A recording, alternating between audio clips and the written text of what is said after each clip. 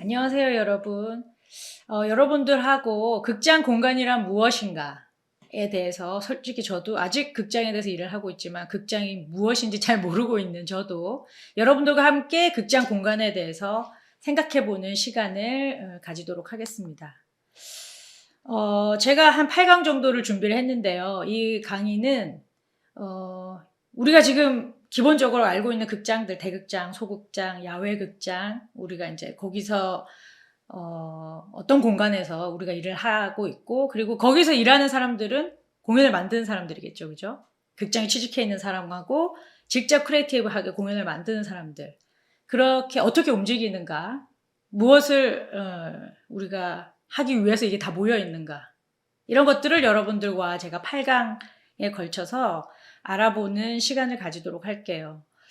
그러면 제가 극장 공간이라 무엇인가에 대해서 정확하게 말씀드리기 위해서 어떻게 설명을 하면 되냐면, 저는 이제 극장 공간을 얘기할 때 이렇게 은유를 많이 해요.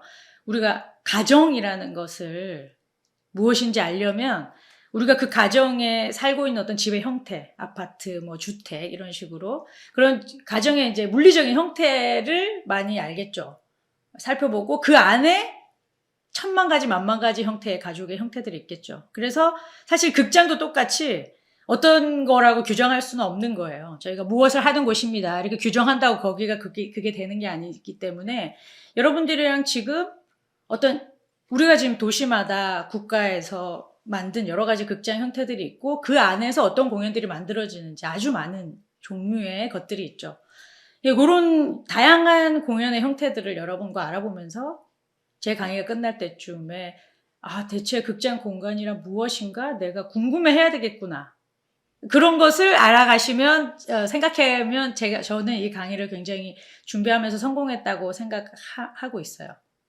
자, 그러면 여러분들에게 극장은 무엇이, 여러분들이 취직해 있는 그 극장과 여러분들이 속한 그 극장이라는 것은 대체 무엇인가, 여러분들에게.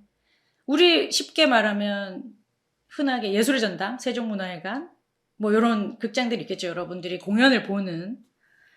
근데 이 공연장은 여러분들이 지금 쉽게 접할 수 있는 어떤 드라마나 TV나 이런 것들하고 굉장히 동떨어진 곳이라고 생각하시겠지만, 역사적으로 아주 오랜 시간 동안 사람들에게 이 엔터테인을 제공하는 역할을 했었어요, 극장이라는 것이. 아마 상상을 해보시면 넷플릭스도 없고 TV도 없고 어떤 음악을 들을 수 없는 상태의 예전 사람들을 한번 생각해 보세요. 미디어가 이게 유행하기 전에 어떤 상태, 2000년 전에 어떤 그리스의 문화, 그 다음에 한 600년 전에 유럽의 어떤 사람들, 그 사람들은 어디서 음악을 들었을까요? 어디서 드라마를 봤을까요? 인간은 드라마를 보기를 원해요. 그 얘기는 뭐냐면 어떤 다른 사람의 삶을 모방한 것을 보기를 원하고 그걸 만들기를 원하는 그 본능이 있어요. 나중에 제가 아리스토텔레스의 그리스의 시학이라는 책에 대해서도 얘기를 하겠지만, 사람들은 이런 걸 보면서 엔터테인을 느끼는 거죠. 말하자면 아리스토텔레스의 시학이 말하는 게 뭐냐면, 이게 굉장히 정치적인 건데, 그리스의 정치가 민주정치라는 건 여러분들이 많이 아실 테고 유명한데, 사람들이 일상생활을 통해서 억눌려 있던 어떤 감정, 계속 쌓인 어떤 억눌려 있던 감정을 카타르시스라 그러죠. 거기서 그걸 남의 삶을 통해서 그걸 카타르시스를 느껴서 울거나 감동받으면 그게 해소가 되는 거예요. 그래서 일상으로 돌아와서 행복하게 살 수 있는 거, 그걸 만들었던 것이 극장이에요, 옛날부터. 이거는 사실은 그 그리스의 민주정치 같은 경우는 인간이 상상할 수 없을 정도로 번성했을 거거든요. 로마의 시대도 마찬가지고, 제가 이제 나중에 계속 말씀드릴 텐데, 이런 극장에서 사람들의 카타르시스를 분출하게 만드는 어떤 그런 원리, 아리스토텔레스도 얘기하죠. 인간을 처음에 시작해서 어떤 스토리로 인간의 감정을 터뜨리게 하는가, 그리고 그거를 갈무리 시키는가, 그 기술을 이야기한 것이 아리스토텔레스의 시학이에요. 그리고 그것이 그들이 성행했던 그리스 비극의 어떤 장소죠. 그것이 지금 제가 말하는 극장 공간의 유래가 되는 그런 키워드가 되는 극장의 형태예요. 자, 그러고 나서 여러분들 로마 시대를 거쳐서 기나긴 중세의 시대가 있죠. 그 종교가 중심이 되는 종교 교리. 여러분들도 그런지 모르겠지만 저도 그렇고 굉장히 옳은 말을 하고 인간이 그래야 되고 바르고 이런 것들은 굉장히 지루해요. 그래서 그 중세 시대에 있었던 그런 교리들, 인간은 원수를 사랑하고 뭐 가족을 사랑해야 되고 뭐 인간은 똑바로 살아야 되고 이런 어떤 교리들이 있었던 성경에 나오는 이야기만 했던 시기는 그 1000년 동안 우리에게는 예술에 있어서는 굉장히 죽은 시대라고 하죠. 중세는 공연 예술에 있어서 죽은 한 1000년의 시대. 그리고 이게 끝나고 나면 르네상스 시대가 시작됩니다. 다시 인간의 감성을 중시하는 시대로 오게 되는데, 이때 지금 여러분들이 보는 프루시니온 극장, 우리가 알고 있는 대극장 형태의 그런 형태의 극장이 나타나게 돼요. 그래서 그거 극장이 어떤 의도에서 어떻게 그런 지금 우리가 보는 객석이 쫙 있고 프로시니움 아치가 있는 데서 공연을 하는 그런 형태들이 생겨나게 됐는지를 한번 여러분들하고 짚어볼 생각이고요. 그리고 그 이후에 이제 여러분들이 좋아하시는 지금 뮤지컬, 오페라는 좋아하실지 모르겠지만 오페라 이런 것들이 얼마나 현실적인 거였는지, 우리가 지금 생각하는 뭐 어떤 예술적인 저 딴 세상 얘기 같은 것들이 아니라 얼마나 이 현실적이고 지금 우리가 보는 드라마보다 더, 영화보다 더 현실적인 이야기들 다루던 그 멜로드라마라 그러죠. 거기서 나온 것들인지 그런 것들을 여러분들이랑 잘 이해할 수 있으시도록 이야기를 꺼내볼 생각이에요. 그때도 그 뮤지컬과 오페라가 성행했던 그 시절도 그리스 비극처럼 인간들에게는 정말 필요했던 엔터테인이었죠. 이 극장 공간이라는 곳은 제가 확실히 말할 수 있지만 사람들에게 힐링을 주는 공간이에요. 여러분들이 일하는 극장이라는 곳은 현실과 떨어져서, 일상과 떨어져서 나를, 아니면 인간이란 무엇인가, 나는 무엇인가를 돌아보게 하는 곳이죠. 그런 일을 하는 곳에서 만나는 사람들의 목적은 하나예요.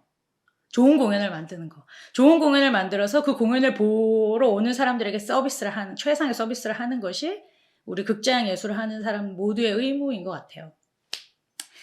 자, 그러면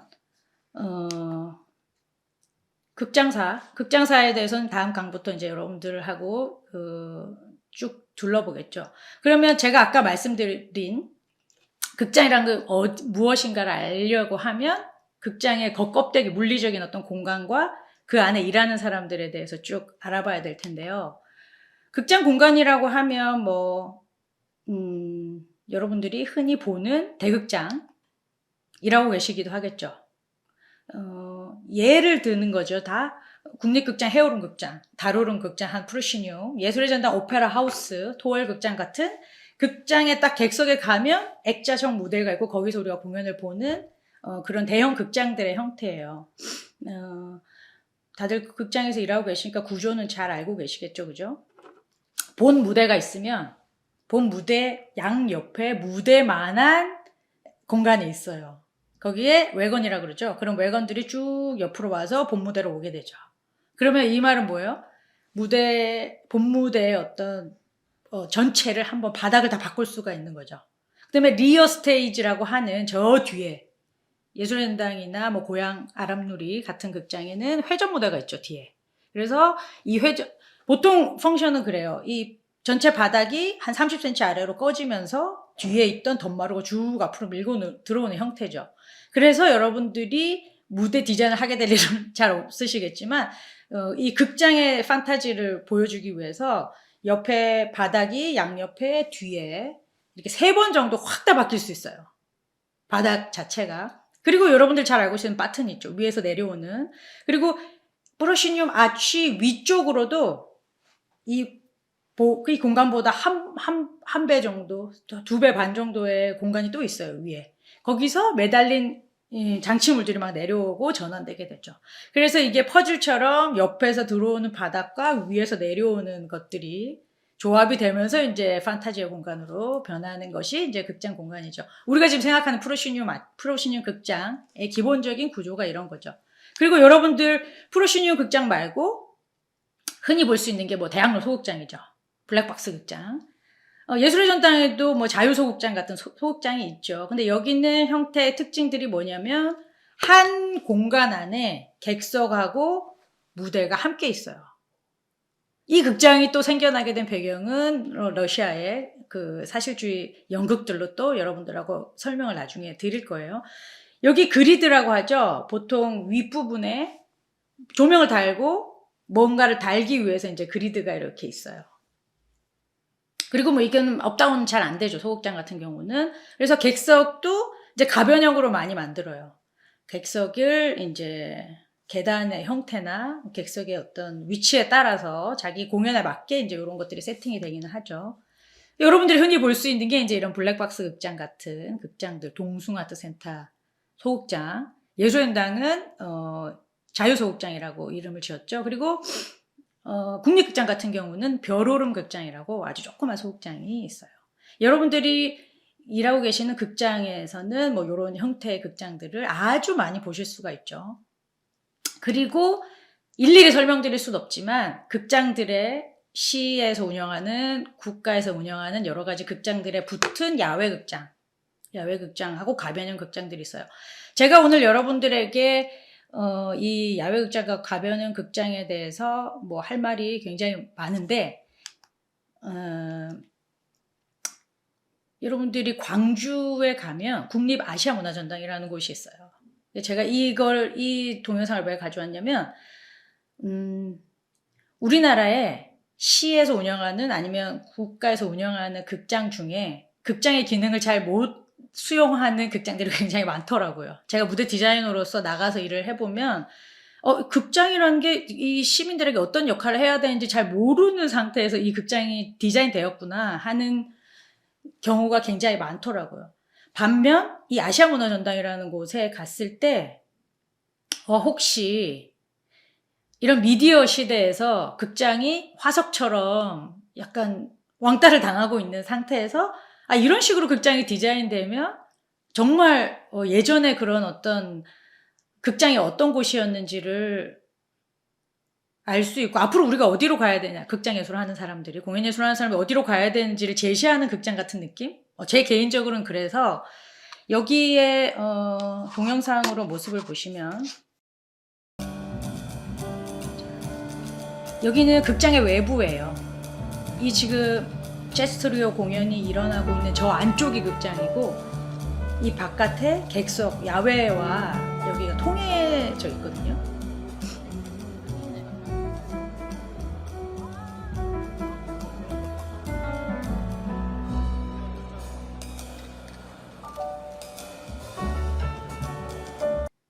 네, 극장 자체도 굉장히 높고 커요. 그래서 프루시뉴 아치가 있는 게 아니라 그냥 소극장처럼 다 네모나게 엄청 크거든요. 근데 바닥을 어떻게 배치하는지 그 공연하는 자들이, 그 다음에 그 막을 어떻게 배치하는지에 따라서 극장이 완전 다른 곳이 돼요.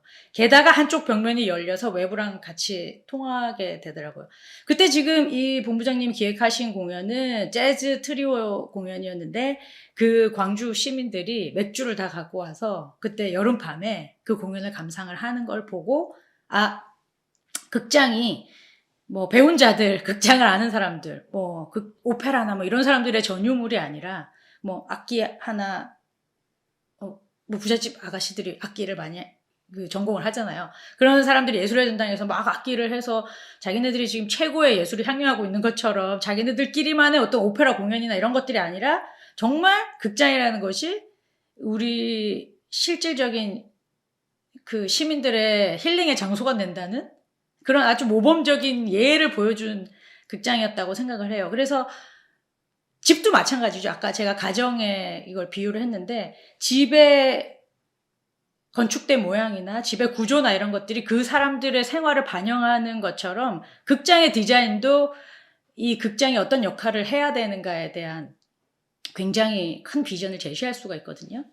그래서 여러분들도 이런 극장의 형태가 우리가 어떤 공연을 해야 되는가, 그리고 극장 예술을 하는 사람들이 시민들에게 제공해야 되는 게 무엇인가를 정확하게 이해를 하는 것이 그 일을 하기 전에 굉장히 중요한 단계라고 생각을 합니다. 그래서 이제 제가 지금까지 말씀드린 물리적인 환경, 극장 공간, 건물, 이런 것을 이야기하면서 대극장과 소극장에 대한 얘기를 여러분들한테 했어요. 그 다음에 제가 말씀드릴 내용은 공연을 만드는 사람들이죠. 그 안에서 뭐 일을 하고 있는 사람들. 그것은 마치 이제 가정에다가 제가 비유를 하는데, 이것은 가정의 형태에도 정말 많은 종류가 있을 거예요. 할머니, 할아버지, 엄마, 아빠, 손자들 이렇게 있는 집도 있지만, 엄마와 아들이 살고 있는 집도 있고, 뭐 친구들끼리 우르르 모여서 가족이라고 하면서 서로 살고 있는 사람들도 있을 거예요. 그래서 이렇게 천만 가지 만만 가지 형태의 가정이 있듯이 공연 예술을 만드는 사람들도 굉장히 많은 종류의 사람들이 있어요. 그리고 굉장히 많은 규모의 사람들이 있죠. 자, 여러분들이 보시는 이 도표는 아주 교과서적인 도표예요. 국립이나 시립 단체의 공연을 만드는 프로덕션의 사람들, 구성원들을 그려놓은 도표죠. 여러분들, 프로덕션이라는 말은 이렇게 사용돼요. 우리가 이번 프로덕션에 공연을 준비할 때 이번 프로덕션의 연출은 누구입니다. 이번 프로덕션의 무대 디자인은 누구입니다. 이런 식으로 우리가 공연을 만들어지는 어떤 이 매니징이라 그러죠. 어떤 사람들이 어떻게 만들 것인지를 정하고 어떻게 할 것인가를 정하는 이걸 프로덕션이라 그래요. 이 프로덕션에 사람들이 다 들어가 있겠죠. 제작자가 있을 거예요. 제작자는 뮤지컬 단체 하면 대표님이죠. 뮤지컬 단체의 대표 제작자. 그리고 예술감독과 운영감독으로 나누는 이유는 뭐냐면, 이것이 국립 극장의 예를 들면 굉장히 편해요. 극장장이 거기를 대표하는 제작자라고 보시면 되고, 예술감독은 각 단체의 예술감독이에요. 국립발레단의 예술감독, 국립오페라단의 예술감독, 뭐 국립극단의 예술감독, 뭐 이런 식으로 이런 분들이 뭐 매해에 임명이 되기도 하죠. 임기를 가지고 일을 하시죠. 그리고 운영감독 같은 경우는 이 예술이 진행되는 것 말고 기본적으로 기술적으로 진행해야 되는 모든 것을 담당하시는 분들이에요. 예를 들어서 하우스, 극장에 누가 왔을 때, 공연을 했을 때 거기에 공연 관객들을 배치하고 어떻게 할 것인가를 운영하는 거. 그런 것도 굉장히 중요하지만, 매표를 하고 뭐 이런 것도 굉장히 중요하지만, 공연에서 썼던 세트와 의상과 이런 물건들을 정리하고 이걸 어떻게 보관하느냐, 이런 것들을 운영하는 것도 굉장히 중요한 역할 중에 하나죠. 이분들이 하는 운영 쪽에서. 그러면 예술감독 휘하에 아래 이제 공연을 직접 만드는 사람들은 어떤 사람들일까요? 보통 공연 단체에서 이런 대표나 예술감독이나 운영감독, 특히 운영하시는 분들은 거의 직원인 경우가 많아요. 국립극장에 취직해 계시면 무대 감독으로 취직해 계시거나 조명 감독으로 취직해 계시거나 이렇게 극장에 계속 일하시는 분들이 있고, 예술감독 휘하에 이런 연출, 무대 디자이너, 뭐 조명 디자이너, 극작가, 이런 사람들은 그 공연 프로덕션에마다 고용되는 사람들이에요. 그래서 이게 굉장히 구분이 돼 있어요. 극장에서 계속 운영하면서 일하는 분들하고 그 공연을 직접 만드는 크리에이티브 스태프들, 이게 굉장히 나눠져 있어요. 그럼 이 크리에이티브 스태프들은 가장 대표적인 크리에이티브 스텝이 연출이죠. 그죠? 공연이 만들어지면 대부분 연출을 가장 먼저 정하는 경우가 되게 많아요. 공연을 만들 때. 이 연출이 자기가 일하기 좋은 무대 디자이너나 조명 디자이너나 자기의 컨셉을 잘 이해하는 사람들을 데리고 오는 것이 일반적인 경우인데, 요즘 같은 경우는 그렇지 않은 경우도 되게 많아요. 뮤지컬 프로덕션 같은 경우는 대표님이 굉장히 손발이 잘 맞는 무대 디자이너나 조명 디자이너를 보통 굉장히 친하게 데리고 있고 연출을 나중에 섭외하는 경우도 있죠. 요런 여러 가지 경우들이 크리에이티브 스텝들에 있겠고, 제가 이 구성원을 중점적으로 이야기할 것은 이런 디자인하는 디자이너들 그룹하고 그 밑에 감독들 그룹이에요. 밑에라는 것이 아니라 자꾸 그렇게 생각하기 쉬워요. 저희가 공연을 할 때. 디자이너들이 만든 어떤 아이디어를 실현해주는 감독 부류가 있어요. 무대 디자이너 같은 경우는 무대 제작 감독이나 기술 감독이 있을 테고, 조명 디자이너 같은 경우는 조명 감독이 있어요. 어떤 일들을 주로 하는지 여러분들이랑 요걸 좀 자세히 저랑 이번 시간에 얘기를 해볼 거예요. 자, 이 도표는 완전히 다른 펑션이에요. 완전히 다르게 운영하는 그 공연 예술의 그 도표죠. 연출가가 중심이 됐어요. 대학로 소극장의 공연에 극단 대표가 연출가인 경우가 굉장히 많아요. 이것이 이제 연출가를 중심으로 연출이 제작자도 컨트롤하고 기획 홍보 이런 것도 이제 연출가가 원하는 대로 조연출, 무대 감독, 안무, 무대 디자인, 소품 뭐 모두 다 연출을 중심으로 모든 스태프들이 모이는 그런 도표도 있어요. 이런 공연도 여러분들이 공연 예술을 하면서 굉장히 많이 만나게 되실 텐데요. 이런 프로덕션과 제가 앞서 말씀드린 것에는 굉장히 다른 장단점들이 있어요. 자, 그러면 이런 식으로 공연을 만드는 아주 유명한 연출가의 예를 제가 한번 들어서 얘기를 해볼게요. 로버트 르바주라는 제가 굉장히 좋아하는 연출가인데, 로버트 르바주는 캐나다 사람이에요. 그 카시오, 여러분들 그 라스베가스에 나중에 동영상 잠깐 보여드릴 텐데 트레일러에 볼 수 있는 카라는 굉장히 규모가 큰 공연이 있어요.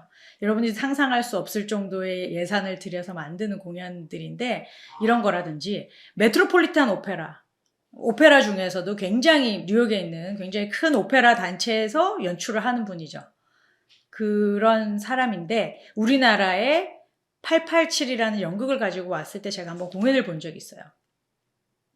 그래서 공연 예술에 대해서 별로 이해가 없거나 관심이 없었던 분들은 이런 공연들이 굉장히 오페라나 막 카쇼, 오쇼, 라스베가스에서 하는 쇼들이나 이런 것들이 나와는 전혀 별개의 어떤 거라고 생각하시겠지만, 카쇼도 굉장히 드라마가 현실적이었고, 제가 전문가로서 봤을 때는, 그다음에 887이라는 공연은 이 사람 굉장히 영리한 분인 것 같아요.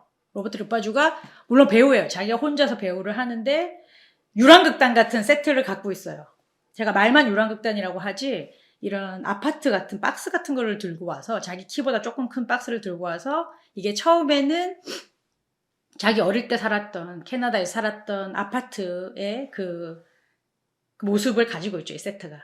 그래서 거기에서 그 옛날에 살았던 옆집 사람들의 모습을 영상으로 다 이렇게 드러나요. 굉장히 귀여운 세트였어요.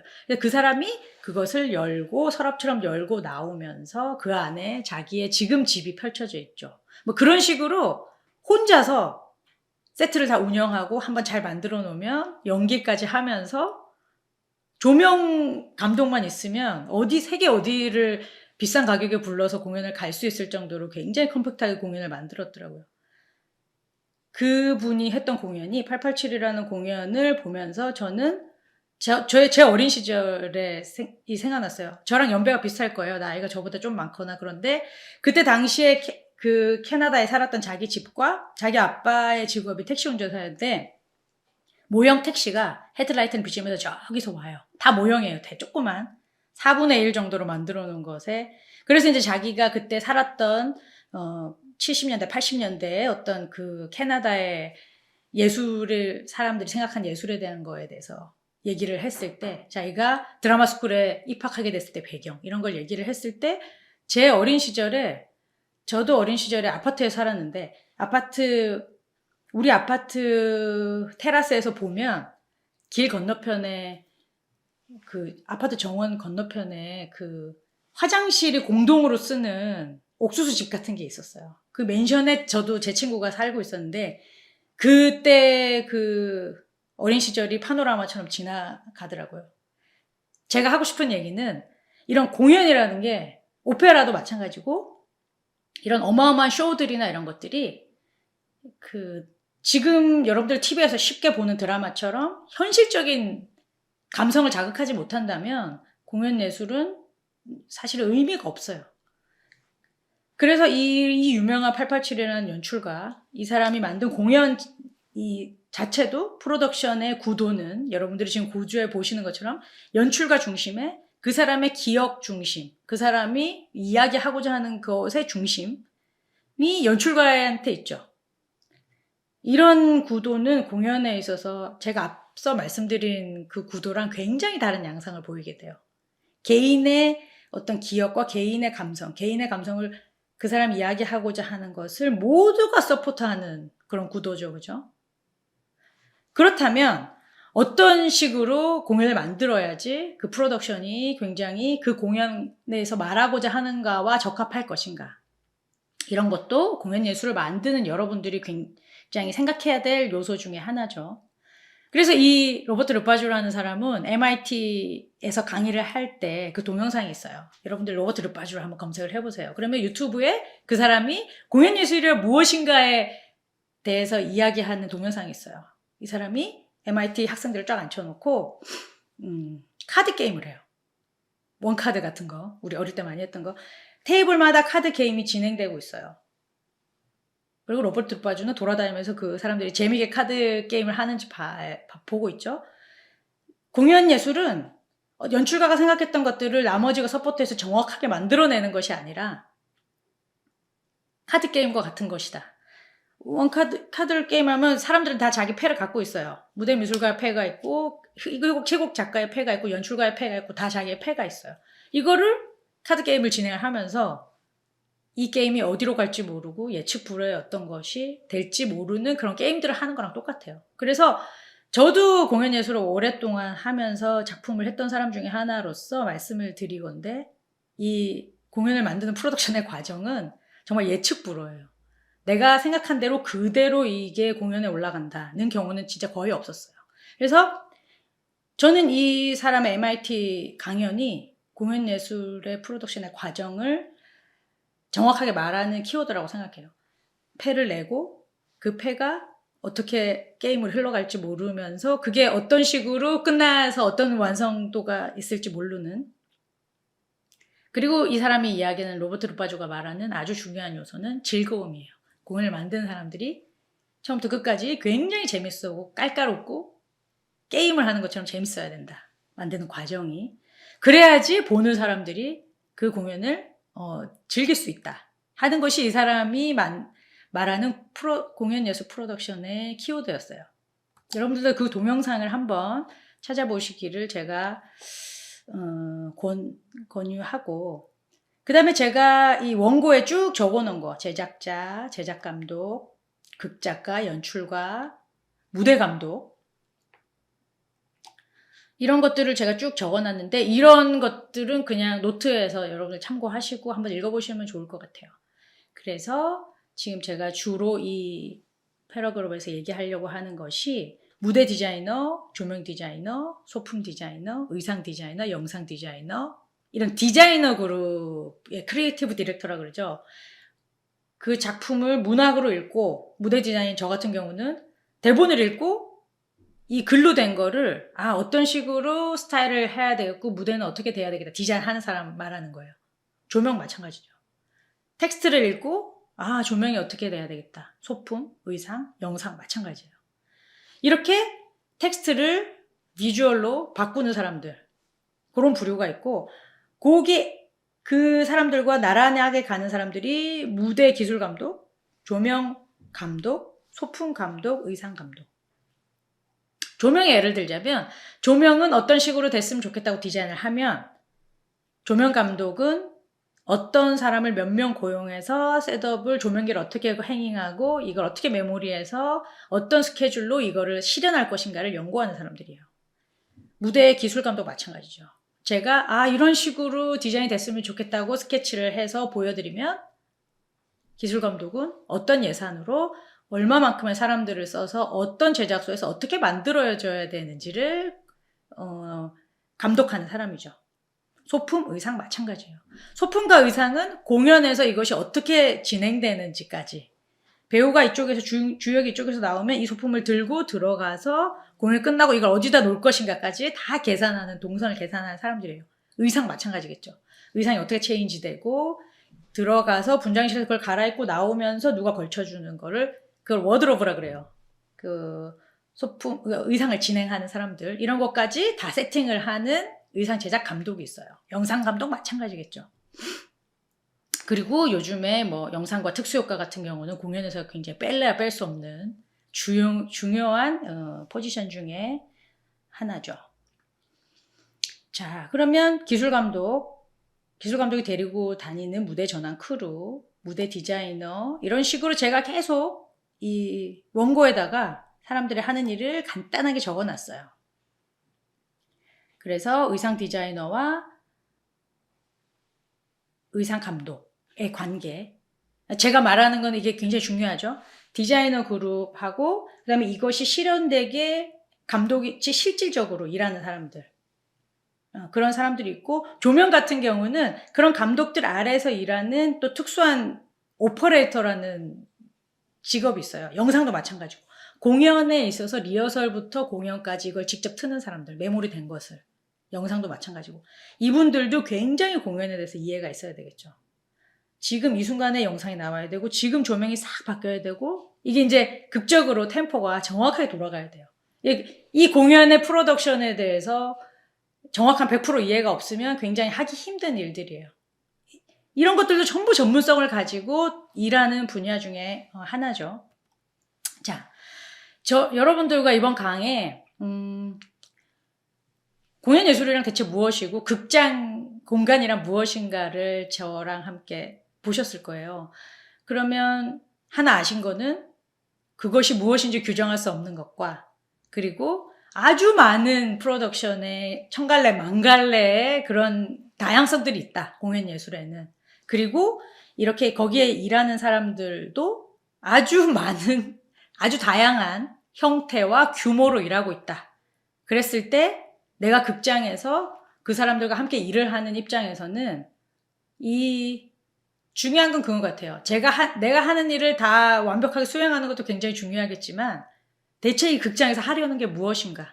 그 프로덕션의 목표, 프로덕션이 하고자 하는 이야기를 굉장히 섬세하게 도울 수 있는, 같이 협업할 수 있는 그런 자세를 가지는 거라고 생각해요. 그래서 이번 강은 이렇게 제가 마치고 다음 강에서 여러분들하고 더 재밌는 얘기로 만나보겠습니다.